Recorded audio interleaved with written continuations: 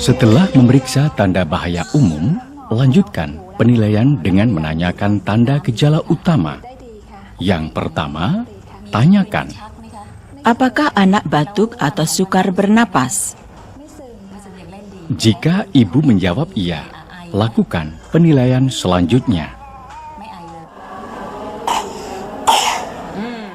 Anak yang menderita batuk mungkin menderita pneumonia atau infeksi saluran pernapasan akut yang berat lainnya. Anda harus dapat menentukan sebagian kecil anak dengan pneumonia di antara begitu banyak anak dengan batuk pilek biasa atau selesma. Jika anak menderita batuk atau sukar bernapas, tanyakan, Berapa lama? Penting untuk mengetahui berapa lama anak menderita batuk, karena batuk kronis yang berlangsung lebih dari 3 minggu mungkin tanda dari tuberkulosis, asma, atau batuk rejan. menentukan apakah seorang anak bernapas cepat adalah suatu langkah penting dalam menilai seorang anak dengan batuk.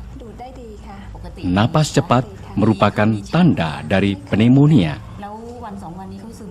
Hitung napas anak dalam 1 menit.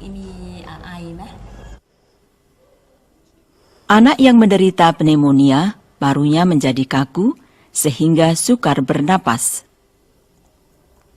Frekuensi napas anak meningkat karena tubuhnya berupaya mengatasi paru yang kaku dan kurangnya oksigen.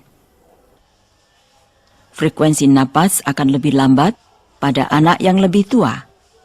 Oleh karena itu, faktor umur penting untuk menentukan apakah anak bernapas cepat.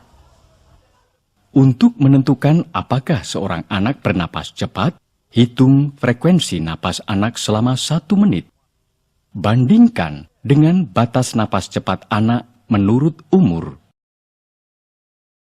Anak berumur 2 bulan sampai 12 bulan dikatakan bernapas cepat apabila Anda menghitung 50 kali atau lebih per menit.